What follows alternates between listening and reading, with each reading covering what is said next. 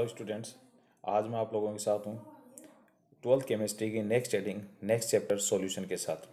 Initially हम definition से start करते हैं। सॉल्यूशन एक्चुअल में होता क्या है? Solution is the homogeneous mixture of two or more component. Their size of particles is always less than 1 nanometer. The size of particles is so lowest they cannot be seen by microscope. ये particle इतने छोटे होते हैं कि उनको microscope से भी generally नहीं देख पाएंगे। और ये जो मिक्सर बनेगा दो या दो से ज़्यादा कंपोनेंट का, ये कैसा होगा? होमोजीनियस मिक्सर होगा। Homogeneous means there is throughout same composition, there is no differentiate layer present between the components.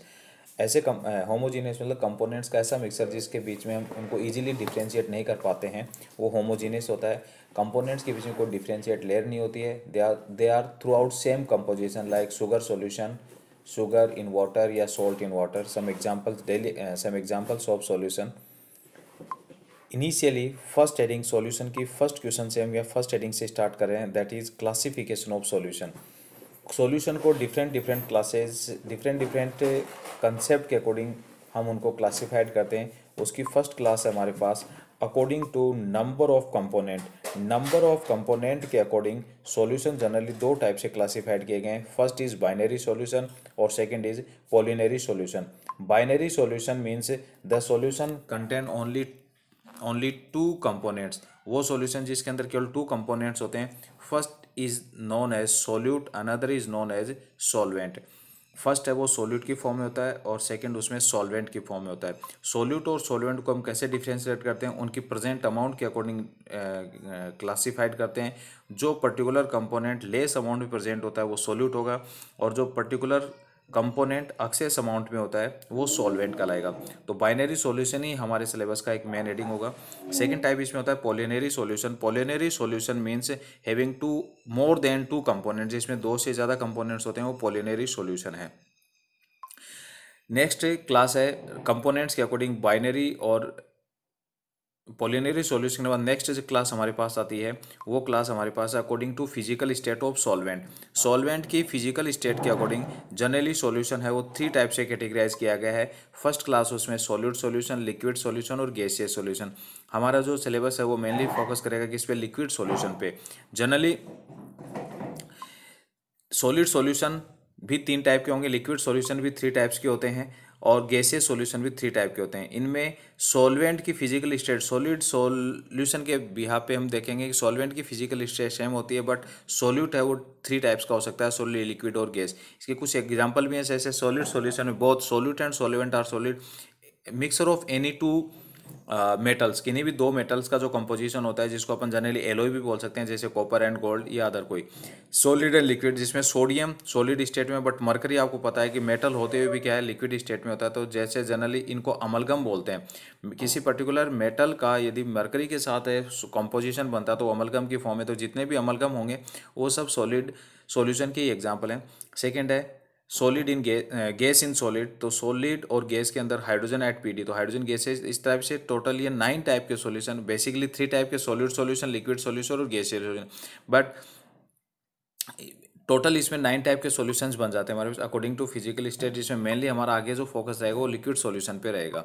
Third class हमारे पास जो निकल के आती है, ये सब थर्ड क्लास हमारे पास जो निकल के आती है वो थर्ड क्लास हमारे पास है इसमें according to present amount of solute. Present amount of solute, solute की प्रेजेंट अमाउंट के अकॉर्डिंग हम जब डिस्कस करते हैं तो हमें पता है कि गिवन सॉल्वेंट के अंदर कितना सोल्यूट प्रेजेंट या अवेलेबल हो सकता है, वो एक डेफिनेट या फिक्स्ड अमाउंट में होता है। उस फिक्स्ड अमाउंट के अकॉर्डिंग हम इसको जनरली थ्री टाइप से कैटेगराइज करते हैं सोल्यूट के अमाउंट के according: unsaturated solution, saturated solution और hyper saturated solution. Unsaturated solution, unsaturated solution में क्या होगा, जो अमाउंट ऑफ सोल्यूट है that is present in less than the maximum possible amount. जितना सोल्यूट है उसके अंदर डिजोल्व हो सकता है उससे लोवेस्ट अमाउंट में, कम अमाउंट में सोल्यूट प्रेजेंट होगा। And we can add more amount of solute, उसी टेम्परेचर और प्रेशर पे अपन उसके अंदर और सोल्यूट डिजोल्व कर सकते हैं। तो ये दो क्लासेज होगी जिसके अंदर प्रेजेंट अमाउंट ऑफ सोल्यूट क्या होता है, मैक्सिमम पॉसिबल लिमिट से क्या होता है, मैक्सिमम पॉसिबल लिमिट से कम होगा।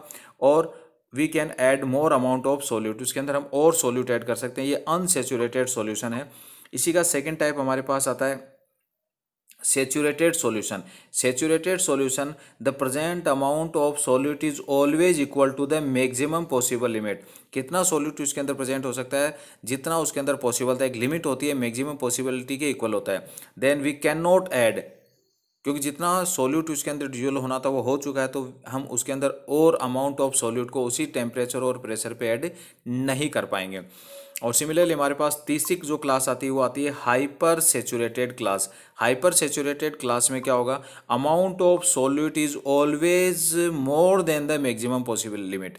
जितना सोल्यूट उस गिवन सॉल्वेंट में डिजोल्व होना था उससे मैक्सिमम अमाउंट में क्या रहता है, सोल्यूट प्रेजेंट रहता है. और इस टाइप के जो सॉल्यूशन होते हैं वो हाई टेम्परेचर और प्रेशर पे बनाए जाते हैं. जैसे जनरली हम कंसनट्रेटेड शुगर सिरप बनाना है, जिसको हम सिंपली हिंदी में चाशनी बोलते हैं, तो चाशनी बनाने के लिए हम किसका यूज़ करेंगे, हम चाशनी बनाने के लिए शुगर सॉल्यूशन चाहिए, तो वो नॉर्मली नहीं होता, वो हायर कंसनट्रेटेड होगा. और वो हाई कंसनट्रेट कैसे होगा, टेम्परेचर को राइज करने पर वो हायर कंसनट्रेटेड सॉल्यूशन बनता है, जो कहलाएगा यहाँ पे हाइपर सेचुरेटेड. तो अमाउंट ऑफ सोल्यूट के अकॉर्डिंग मेनली तीन क्लास हो गई इसमें. अनसेचुरेटेड सॉल्यूशन जिसके अंदर और सोल्यूट ऐड हो सकता है, सेचुरेटेड सॉल्यूशन जिसमें और ऐड नहीं हो सकता, और हाइपर सेचुरेटेड जिसमें ऑलरेडी क्या होता है, मैक्सिमम पॉसिबल लिमिट से ज़्यादा सॉल्यूट होता है टेम्परेचर और प्रेशर की कंडीशन को चेंज करके. यहाँ पे एक पॉइंट और याद रखेंगे, जो हाइपर सेचुरेटेड सॉल्यूशन होता है वो इक्विलिब्रियम बनाता है. किस स्पेस में एक इक्विलिब्रियम रहेगा, शुगर, जैसे हम अभी मैंने एग्जांपल शुगर का दिया आपको, तो उसमें सॉलिड स्टेट में शुगर है और एक्वस स्टेट में शुगर जाएगी, वो दोनों एक दूसरे से इक्विलिब्रियम में आ जाती है. ये फिजिकल स्टेट का इक्विलिब्रियम शो कर रहा है यहाँ पे, जो लास्ट ईयर हम 11th में पढ़ चुके. नेक्स्ट क्लास, सबसे इंपॉर्टेंट क्लास हमारे पास जो आ रही है, वो सबसे इंपॉर्टेंट क्लास हमारे पास आ रही है अकॉर्डिंग टू राउल्स लॉ. अब राउल्स लॉ क्या है, ये हमारा डिस्कशन आगे होगा, लेकिन राउल्स लॉ जो भी उसका स्टेटमेंट था, उस स्टेटमेंट के अकॉर्डिंग हम जनरली सॉल्यूशन को दो टाइप से क्लासिफाइड करते हैं, आइडियल सॉल्यूशन और नॉन आइडियल सॉल्यूशन. ये सबसे इंपॉर्टेंट क्लास है इसमें, जो कई बार एग्जाम में पूछी गई है. सिंपली फर्स्ट जो डिफरेंस है इसमें आइडियल और नॉन आइडियल में, वो तो हो जाएगा द सॉल्यूशन दैट आर 100% ओबे or follow at the every concentration. जो राउल्स लॉ को हर कंसंट्रेशन पे क्या करते हैं, फॉलो करते हैं, ओवर करते हैं, वो तो आइडियल सॉल्यूशन होंगे. That does not obey or follow the Raoult's law at each concentration is known as non ideal solution. पहला एक सिंपल सा पॉइंट होगा इसमें. सेकंड पॉइंट को समझना हमें. सेकंड पॉइंट, जनरली क्या होता है कि जब दो प्योर कंपोनेंट को जब मिक्स किया जाएगा, दो प्योर कंपोनेंट को जब हम मिक्स करते हैं एज ए सोल्यूट और सॉल्वेंट, तो जनरली क्या होता है, वॉल्यूम में भी चेंज होना चाहिए और एंथैल्पी यानी उसमें हीटिंग होना चाहिए. या तो वो एंडोथर्मिक चेंजेस होता है या वो एक्सोथर्मिक चेंजेस होता है. जनरली जब दो कंपोनेंट को सॉल्यूशन की फॉर्म में लेके जाएंगे, एक्सो एंडो टाइप का सॉल्यूशन बनता है वो. बट जब वो आइडियलिटी को फॉलो कर रहा है, तो आइडियलिटी को जब फॉलो करेगा तो उसके लिए delta H mixing, H for enthalpy, during mixing the two pure component there is no change in enthalpy and volume. Volume और एंथैल्पी में कोई चेंज नहीं होता. In short, delta H mixing is equal to zero and delta V mixing is equal to zero रहेगा. ये generally क्या होता है, आइडियल सॉल्यूशंस के बिहाफ पे होता है कि कोई एंथैल्पी में और वॉल्यूम में चेंज नहीं होता है. बट ऑर्डिनरी सॉल्यूशन जो हम डेली लाइफ में देखते रहते हैं, हमें पता रहता है कि जब दो कंपोनेंट को जब अपन एज ए सोल्यूट और सोल्वेंट यूज करते हुए जब उनको मिक्स करते हैं, एक पर्टिकुलर बाइनरी सॉल्यूशन बनाते हैं, तो एंथैल्पी या वॉल्यूम में कोई ना कोई चेंजेस आता है. तो यहाँ पे इन शॉर्ट इसको लिखते हैं delta H mixing not equal to zero and delta V mixing not equal to zero.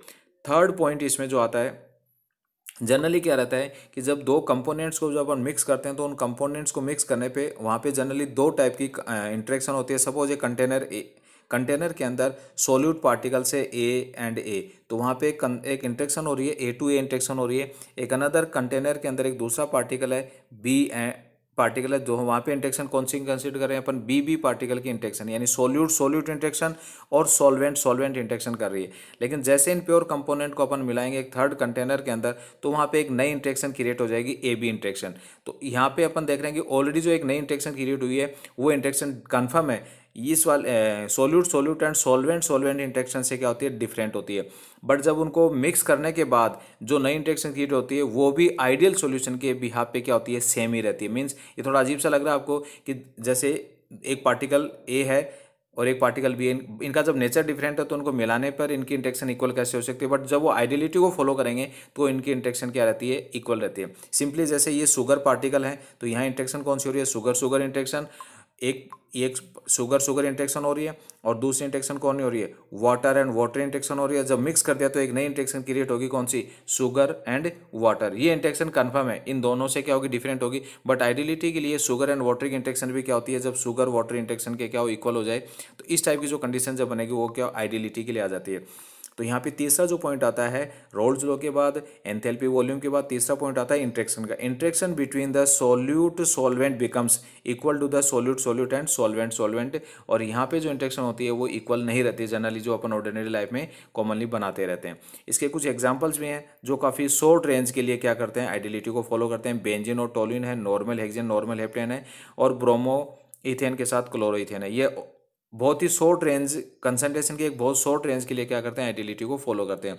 और नॉन आइडियल सॉल्यूशंस के तो बहुत सारे एग्जांपल हमारे डेली यहाँ पे रहते हैं बहुत सारे, जैसे इथेनॉल है, एसीटोन है, CH2 इस टाइप से। तो एक सबसे इंपॉर्टेंट क्लास हुई है ये। आगे हम जब राउल्स लॉ को जब आगे की नेक्स्ट हेडिंग में जब डिस्कस करेंगे तो नॉन आइडियल जो सॉल्यूशन है वो फर्दर क्लासिफाइड हो जाएगा positive deviation and negative deviation from ideality.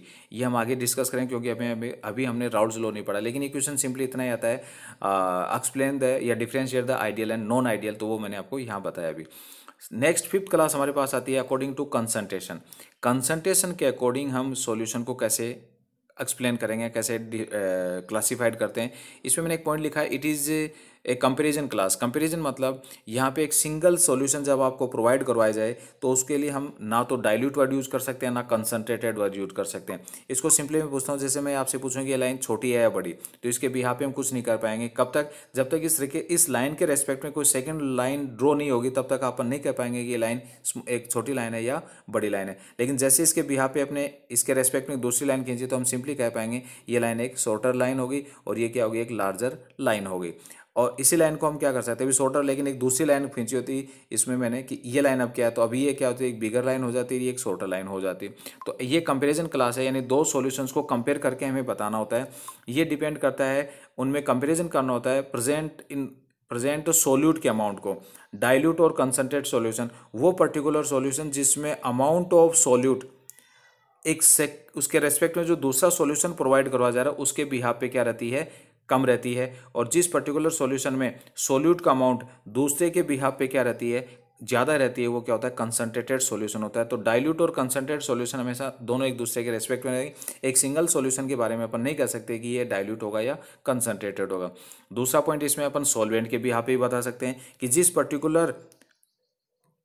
Particular solution में सॉल्वेंट का अमाउंट क्या होता है, एक्सेस होता है, वो डाइल्यूट होता है। और जिसमें सॉल्वेंट का अमाउंट कंपेरेटिवली क्या होता है, कम होता है, वो कंसंट्रेटेड सॉल्यूशन है। तो दोनों में से वर्ड एक यूज़ करना है, या तो सॉल्यूट के बिहाफ पे बताएं या सॉल्वेंट के बिहाफ पे बताएं। तो ये जनरली कंपैरिजन क्लास होती है, कंसंट्रेटेड और डाइल्यूट। बट ये जो कंसंट्रेटेड और डाइल्यूट जो वर्ड है वो हम काफ़ी कम यूज़ करते हैं क्योंकि ये कुछ कन्फ्यूजन्स क्रिएट करते हैं, क्योंकि ये क्राइटेरिया नहीं है कि कब एक पर्टिकुलर सॉल्यूशन है वो डाइल्यूट होगा और कब एक पर्टिकुलर सॉल्यूशन है वो कंसंट्रेट होगा। क्योंकि हम जानते हैं कि एक पर्टिकुलर सॉल्यूशन, जो भी मैंने बोला आपको कि एक पर्टिकुलर लाइन है, ये छोटी भी हो सकती है, बड़ी भी हो सकती है, वो डिपेंड करता है कि हम इसका कंपैरिजन किस से साथ कर रहे हैं। तो ऐसे ही एक डाइल्यूट और कंसंट्रेटेड सॉल्यूशन भी कंफर्म नहीं होगा जब तक उसके रेस्पेक्ट में दूसरा सॉल्यूशन नहीं रखा जाता है। लास्ट सिक्स्थ पॉइंट हमारे पास आता है, वो हमारे पास है अकॉर्डिंग टू ऑस्मोटिक प्रेशर। अब ऑस्मोटिक प्रेशर क्या होता है, जैसे राउल्स लॉ क्या है वो हमें आगे डिस्कस करना है, तो वैसे ऑस्मोटिक प्रेशर क्या है वो भी हमें आगे ही डिस्कस करना है। लेकिन उसके बिहाफ पे हम ऑस्मोटिक प्रेशर को कंपेयर करते हुए, ये भी एक कंपेरिजन क्लास है, यानी इसके लिए भी हमें क्या करेंगे, दो सॉल्यूशन साथ प्रोवाइड कराएंगे और दोनों सॉल्यूशन को कंपेयर करके ही हम क्या बताते हैं, उन सॉल्यूशंस को क्लासिफाइड करते हैं। तो कंपैरिजन बेस्ड जो ऑस्मोटिक प्रेशर के अकॉर्डिंग तीसरी क्लास आ रही है, जिसमें हमें ऑस्मोटिक प्रेशर को क्या करना है, कंपेयर करना है। उसकी पहली क्लास हमारे पास आती है, फर्स्ट जो पॉइंट हमारे पास आ रहा है वो आ रहा है हमारे पास इसमें hypotonic solution, hypotonic solution, hypotonic solution, isotonic solution और हाइपरटोनिक सॉल्यूशन। हाइपोटोनिक सॉल्यूशन वो सॉल्यूशन होंगे जिस कंपैरिजन करना है दो सॉल्यूशंस का, among two solution of different, ऐसे दो सॉल्यूशन जिनका ऑस्मोटिक प्रेशर एक दूसरे से डिफरेंट होता है, और जिस पर्टिकुलर सॉल्यूशन का ऑस्मोटिक प्रेशर सेकेंड सॉल्यूशन के ऑस्मोटिक प्रेशर से क्या होगा, कम, वो हाइपोटोनिक होगा। और उसके कंपैरिजन में जो दूसरे सेकंड सॉल्यूशन को अपन ले रहे हैं, तो दो सॉल्यूशन लिया, जिसका ऑस्मोटिक प्रेशर कम है उसको अपन हाइपोटोनिक बोला, और जिसका ऑस्मोटिक प्रेशर हाई है उसको हमने क्या बोला, हाइपरटोनिक सॉल्यूशन बोल दिया। ठीक है, अब एक इनके बीच की इंटरमीडिएट क्लास और बच गई आइसोटोनिक। आइसोटोनिक क्या होगी, जब दो सॉल्यूशंस आपको प्रोवाइड करवा जा रहे हैं, दोनों की कंसंट्रेशन और ऑस्मोटिक प्रेशर क्या होता है, सेम होता है। दोनों की कंसंट्रेशन और ऑस्मोटिक प्रेशर सेम था तो वो क्या होंगे, आइसोटोनिक। यहाँ पे क्या होंगे, जब दो सॉल्यूशन का ऑस्मोटिक प्रेशर डिफरेंट है और उनकी कंसंट्रेशन भी डिफरेंट होती है तो वो एक दूसरे के बिहाफ पे क्या होंगे, हाइपोटोनिक या हाइपरटोनिक सॉल्यूशन होते हैं। आइसोटोनिक सॉल्यूशंस के बिहाफ पे हमें एक पॉइंट और बताना है कि ऐसे जो सॉल्यूशन होते हैं जो आइसोटोनिक होते हैं, उन सॉल्यूशंस को जब अपन एसपीएम के थ्रू क्या करते हैं, उन सॉल्यूशंस को जब अपन एसपीएम से क्या करेंगे, डिफ्रेंशिएट करते हैं। एसपीएम एक सेलेक्टिव मेम्ब्रेन होती है, तो उसमें सॉल्वेंट पार्टिकल्स का मूवमेंट ना ए टू बी होता है ना बी टू ए होता है सॉल्वेंट, क्योंकि दोनों की कंसंट्रेशन ऑलरेडी क्या होती है, इक्वल होती है। तो ये यहाँ पे there is no osmosis is occur. एक ऑस्मोसिस के प्रोसेस है जो अपन नेक्स्ट जब ऑस्मोटिक प्रेशर जब डिस्कस करेंगे, सॉल्यूशंस की कोलिगेटिव प्रॉपर्टी जब आगे डिस्कस करेंगे, तब अपन ऑस्मोसिस एंड ऑस्मोटिक प्रेशर को डिस्कस करेंगे। तो फाइनली ये 6 हेडिंग या 6 क्लासेज होगी डिफरेंट डिफरेंट टाइप्स के अकॉर्डिंग। डिफरेंट टाइप्स के अकॉर्डिंग जो 6 क्लासेज है, जिससे सबसे इंपॉर्टेंट अपन मान सकते हैं राउल्स लॉ के जो हमने डिस्कस किया है। Thank you students.